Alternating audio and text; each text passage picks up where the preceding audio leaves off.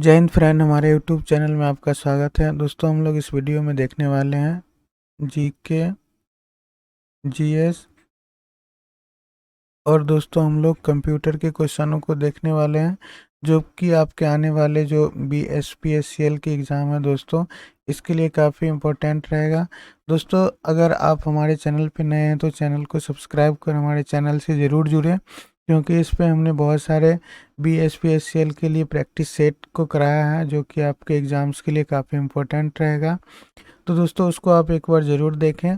और चलिए हम लोग दोस्तों इस वीडियो में क्वेश्चनों को शुरू करते हैं। और हमारे सामने पहला क्वेश्चन है, कह रहा है कि फतेहपुर सीकरी का बुलंद दरवाज़ा का निर्माण कब पूरा किया गया था। तो दोस्तों फतेहपुर सीकरी के बुलंद दरवाज़ा को अकबर ने बनाया था। और अकबर दोस्तों गुजरात विजय के उपलक्ष्य में 1571 ईस्वी में दोस्तों इसका कार्य को प्रारंभ किया था। और ये दरवाज़ा फाइनली 1573 में बनकर तैयार हो गया था। तो ऑप्शन 1 इसका सही आंसर हो जाएगा। दोस्तों इसकी जो ऊंचाई है, बुलंद दरवाज़ा की ऊंचाई जो है दोस्तों 53.5 मीटर ऊंचा है। और दोस्तों 35 मीटर दोस्तों चौड़ा ये दरवाज़ा बना हुआ है जो कि फतेहपुर सीकरी में स्थित है। तो इस क्वेश्चन का आंसर ऑप्शन ए हो जाएगा। अगला क्वेश्चन है दोस्तों कि 2011 की जनगणना के अनुसार भारत की साक्षरता दर कितनी थी। तो दोस्तों 2011 की जनगणना के अनुसार भारत की साक्षरता दर 74.04% थी। ऑप्शन ए इसका सही आंसर हो जाएगा। दोस्तों भारत में जनगणना की जो शुरुआत हुई थी वो 1872 में लॉर्ड मेयो के शासनकाल में शुरू हुई थी। और 1881 ईस्वी में दोस्तों लॉर्ड रिपन के कार्यकाल में नियमित जनगणना की शुरुआत की गई थी।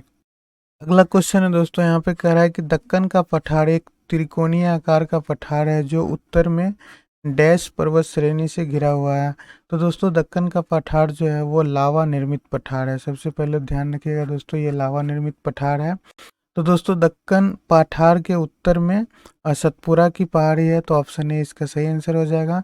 और दोस्तों सतपुरा कहाँ स्थित है, तो ये मध्य प्रदेश में स्थित है। अगला क्वेश्चन है, निम्नलिखित कथनों में से कौन सा सही है। तो दोस्तों यहाँ ध्यान दीजिएगा, हम लोग ऑप्शन को देखते हैं। पहला ऑप्शन कह रहा है कि राज्यसभा के 12 सदस्य को राष्ट्रपति द्वारा नामित किया जाता है। तो दोस्तों ये बिल्कुल सही है। अगला है दोस्तों कि राज्यसभा के 12 सदस्य को राज्यसभा के सभापति द्वारा नामित किया जाता है। गलत है दोस्तों, ऐसा नहीं होता है। राज्यसभा के 15 सदस्य प्रधानमंत्री द्वारा नामित किए जाते हैं। 15 सदस्य तो होते ही नहीं है। राज्यसभा के 15 सदस्य राष्ट्रपति द्वारा नामित किए जाते हैं। तो दोस्तों ये ऑप्शन भी गलत है, अर्थात इस क्वेश्चन का आंसर ऑप्शन ए हो जाएगा। दोस्तों आपको पता होगा कि राज्यसभा जो है वो एक अस्थाई सदन है और ये कभी भंग नहीं होती है। दोस्तों इसमें अधिकतम सदस्यों की जो संख्या होती है वो 250 होती है। और वर्तमान समय में दोस्तों इसमें सदस्यों की संख्या 245 है, जिसमें से दोस्तों क्या होता है कि 225 सदस्य जो होते हैं वो तो राज्य का प्रतिनिधित्व करते हैं। 8 सदस्य जो होते हैं दोस्तों वो यूटी से चुन के आते हैं। और 12 सदस्य जो होते हैं दोस्तों वो राष्ट्रपति के द्वारा मनोनीत किए जाते हैं। तो टोटल जो हो जाता है दोस्तों इसमें 245 सदस्य होते हैं। आई होप दोस्तों कि ये क्वेश्चन आपको अच्छे से समझ में आया होगा। अगला क्वेश्चन है दोस्तों, यहाँ पे कह रहा है कि निम्नलिखित में से कौन सा कुंभ मेले के 4 आयोजन स्थल में से एक नहीं है। तो दोस्तों देखिए, उज्जैन में कुंभ मेला लगता है, हरिद्वार में भी कुंभ मेला लगता है, प्रयागराज में भी कुंभ मेला लगता है, जबकि वाराणसी में कुंभ मेला नहीं लगता है। और दोस्तों एक और जगह है नासिक। तो नासिक में भी दोस्तों गोदावरी नदी के तट पर ये कुंभ मेला लगते हैं। तो उज्जैन जो है दोस्तों ये क्षिप्रा नदी के किनारे स्थित है, हरिद्वार गंगा नदी के किनारे है और प्रयाग भी गंगा नदी के किनारे है। और जबकि नासिक जो है दोस्तों वो गोदावरी नदी के किनारे स्थित है। तो ये 4 जो कुंभ मेले का आयोजन स्थल है। तो दोस्तों ये 12 वर्ष के अंतराल पर कुंभ मेला लगता है, लेकिन ये चारों स्थल में 3-3 साल के उपरांत लगता है। तो दोस्तों हर एक जगह पे 12 साल के बाद ही कुंभ मेला लग पाता है, जबकि 3-3 साल के अंतराल पर ये मेला हर चारों जगह पे लगता है। अगला क्वेश्चन है कि निम्नलिखित में से कौन स्वतंत्र भारत के प्रथम वित्त मंत्री थे। तो दोस्तों स्वतंत्र भारत के प्रथम वित्त मंत्री RK शनमुखम शेट्टी थे। ऑप्शन सी इस क्वेश्चन का सही आंसर हो जाएगा। अगला क्वेश्चन है, निम्नलिखित में से किस राज्य में लेजिस्लेटिव असेंबली विधानसभा क्षेत्र की संख्या सर्वाधिक है।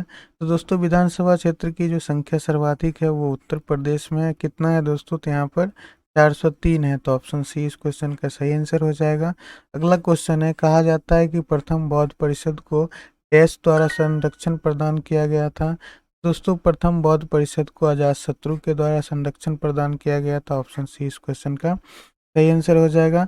दोस्तों अजातशत्रु को पितृहंता भी कहा जाता है और अजातशत्रु का अर्थ जो होता है दोस्तों वो शत्रु विनाशक होता है। अगला क्वेश्चन है, भगवान महावीर को मोक्ष निम्न में से किस स्थान पर प्राप्त हुआ था?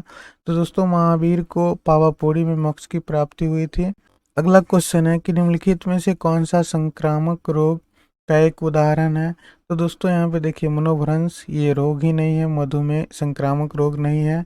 उसके बाद फुफ्फुसीय उच्च रक्तचाप जो है दोस्तों ये भी संक्रामक रोग नहीं है। तपेदिक जिसे दोस्तों हम लोग टीबी के नाम से जानते हैं, ये माइकोबैक्टीरियम ट्यूबरकुलोसिस नामक बैक्टीरिया के कारण फैलने वाला रोग है। तो ऑप्शन डी इस क्वेश्चन का सही आंसर हो जाएगा।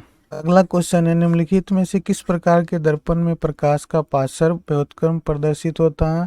तो दोस्तों ये समतल दर्पण में होता है। ऑप्शन बी इसका सही आंसर हो जाएगा। अगला क्वेश्चन है दोस्तों कि निम्नलिखित में से कौन सी प्रक्रिया तरल को सीधे वाष्प रूप में परिवर्तित करती है? तो दोस्तों इस प्रक्रिया को ऊर्ध्वपातन बोलते हैं। ऑप्शन बी इस क्वेश्चन का सही आंसर है और इस प्रक्रिया के तहत कपूर को दोस्तों शुद्ध किया जाता है। अगला क्वेश्चन है दोस्तों कि निम्नलिखित में से कौन ईस्ट इंडिया एसोसिएशन संगठन के संस्थापक थे? तो दोस्तों इसके संस्थापक दादा भाई नौरोजी थे। ऑप्शन सी इसका सही आंसर हो जाएगा। दोस्तों दादा भाई नौरोजी को grand old man of India के नाम से भी जाना जाता है। अगला क्वेश्चन है, मानव शरीर के निम्नलिखित में से किस भाग में मास्टर पेशी अवस्थित होती है? तो दोस्तों ये जबड़ा में स्थित होता है। ऑप्शन डी इस क्वेश्चन का सही आंसर हो जाएगा। और हमारे शरीर का सबसे मजबूत हिस्सा जो है दोस्तों वो क्या है? तो हमारा जबड़ा ही है। ऑप्शन डी इसका सही आंसर हो जाएगा। अगला क्वेश्चन है, निम्न में से कौन सा अधिकार संविधान के अनुच्छेद 21 की परिधि में नहीं आता है? तो दोस्तों स्वास्थ्य का अधिकार ये आता है, शिक्षा का अधिकार ये भी आता है, सुरक्षित पीने के पानी का अधिकार ये भी आता है, हड़ताल का अधिकार। तो दोस्तों हड़ताल करने का अधिकार हमारे संविधान के अनुच्छेद 21 के अंतर्गत नहीं आता है। तो ऑप्शन डी ही इस क्वेश्चन का सही आंसर हो जाएगा। अगला क्वेश्चन है दोस्तों, इसमें कह रहा है टेक्स्ट एडिटर और फॉर्मेटर कंप्यूटिंग के क्षेत्र से संबंधित है जिन्हें डैश के रूप में जाना जाता है। तो दोस्तों ये वर्ड प्रोसेसिंग के रूप में जाना जाता है। ऑप्शन डी इस क्वेश्चन का सही आंसर हो जाएगा। अगला क्वेश्चन है, डैश से ईमेल में अटैचमेंट जोड़ा जाता है। तो दोस्तों जब आप देखे होंगे तो ईमेल के अंदर एक अटैचमेंट होता है जिसमें दोस्तों इस प्रकार के साइन बने होते हैं जिसे हम लोग पेपर क्लिप पिन के नाम से जानते हैं। तो ऑप्शन ए इस क्वेश्चन का सही आंसर हो जाएगा। अगला क्वेश्चन है, जब आप एक नई एक्सेल वर्कबुक 2013 खोलते हैं तो खुलने के समय डिफ़ॉल्ट रूप से कितने वर्कशीट होते हैं?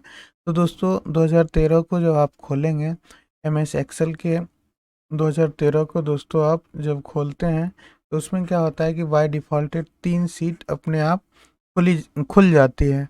तो ऑप्शन बी इस क्वेश्चन का सही आंसर हो जाएगा। अगला क्वेश्चन है, कार्बन कॉपी जिसे सीसी कहा जाता है का उपयोग किस लिए किया जाता है? तो दोस्तों सीसी में प्राप्तकर्ता संदेश के अन्य सभी प्राप्तकर्ताओं के लिए दृश्य नहीं होते हैं। अर्थात जब हम दोस्तों ईमेल को भेजते हैं, ठीक है, तो ईमेल को जब हम भेजते हैं दोस्तों तो उस समय क्या होता है, हमारे पास एक टू ऑप्शन होता है, सीसी होता है और बीसीसी का ऑप्शन होता है। तो दोस्तों टू में तो हमको नेसेसरी है डाला जाता है जिस व्यक्ति को मेन में डाल रहे होते हैं, और उसी व्यक्ति का सेम मेल को अगर दूसरे व्यक्ति के साथ भेजना होता है दोस्तों तो हम सीसी में लगा देते हैं जिसे कार्बन कॉपी कहते हैं। लेकिन बीसीसी में जैसे ही किसी आईडी को डालते हैं दोस्तों तो टू में भेजे गए जो व्यक्ति का ईमेल आईडी होता है तो सिर्फ इसको लगता है कि सिर्फ मुझे मेल भेजा गया है, जबकि वो मेल किसी और व्यक्ति को भी भेजा जा सकता है जो कि बीसीसी के अंदर होता है। और बीसीसी में भेजे गए जो मेल होते हैं वो टू वाले व्यक्ति को नहीं दिखाई देते हैं और ना ही सीसी वाले व्यक्ति को दिखाई देते हैं। तो दोस्तों इसे ब्लाइंड कार्बन कॉपी के नाम से जाना जाता है। तो यहाँ पर ऑप्शन बी इस क्वेश्चन का सही आंसर हो जाएगा। अगला क्वेश्चन है, आईएसडीएन सेवा में मॉडेम की ज़रूरत नहीं पड़ती है क्योंकि दोस्तों ऑप्शन दिया हुआ है इसमें कंप्यूटर को जोड़ा नहीं जा सकता है, गलत है। यह छोटी दूरी के लिए प्रयोग किया जाता है, ये भी गलत है। बहुत छोटे दूरी के लिए नहीं प्रयोग किया जाता है, अगला ऑप्शन है इसमें डाटा हस्तांतरण संभव नहीं है, गलत है दोस्तों। ऐसा हम लोग हस्तांतरण कर सकते हैं, इसमें डाटा हस्तांतरण डिजिटल रूप में होता है। तो दोस्तों ऑप्शन डी ही इसका सही आंसर होगा। अगला क्वेश्चन है एक ही डेटा को कई जगहों पर सेव करना क्या कहलाता है? तो दोस्तों इसे रिडेंडेंसी के नाम से जानते हैं। ऑप्शन सी इस क्वेश्चन का सही आंसर हो जाएगा। अगला क्वेश्चन है डैश एक ऐसी सेवा है जो संगठनों को अपनी वेबसाइट बनाने की अनुमति देता है। तो दोस्तों ऐसा ऐसा व्यवस्था जो किसी भी एजेंसी या संस्था को वेबसाइट बनाने की अनुमति देता है उसे कहते हैं हम लोग वेब होस्टिंग। ऑप्शन ए इसका सही आंसर हो जाएगा। अगला क्वेश्चन है GIF का आशय क्या है? तो दोस्तों GIF का फुल फॉर्म जो होता है वो ग्राफिकल इंटरचेंज फॉर्मेट होता है। ऑप्शन सी इस क्वेश्चन का सही आंसर होगा। अगला क्वेश्चन है कि डेटाबेस मैनेजमेंट सिस्टम जिसे DBMS कहते हैं दोस्तों क्या होता है? तो दोस्तों ये आप ऑप्शन को यहाँ से देखिएगा, बहुत सारे ऑप्शन हैं, हम सही आंसर को देखते हैं दोस्तों। तो डेटाबेस को क्रिएट करना, मेंटेनेंस, कंट्रोल, एक्सेस उपलब्ध कराने के लिए प्रयोग सॉफ्टवेयर है दोस्तों। तो ऑप्शन सी इस क्वेश्चन का सही आंसर हो जाएगा। अगला क्वेश्चन है कि कंप्यूटर को टेलीफोन से कौन सी व्यवस्था जोड़ती है? तो दोस्तों ये मॉडेम जोड़ती है। ऑप्शन बी इसका सही आंसर होगा। अगला क्वेश्चन है कि वर्ड में डिफ़ॉल्ट जूम स्तर कितने पर सेट रहता है? तो दोस्तों डिफ़ॉल्ट तो 100 पर सेट रहता है, लेकिन अगर आपसे पूछा जाए कि इसका मिनिमम जो जूम परसेंटेज होता है वो कितना होता है, तो दोस्तों मिनिमम हम लोग 10% कर सकते हैं।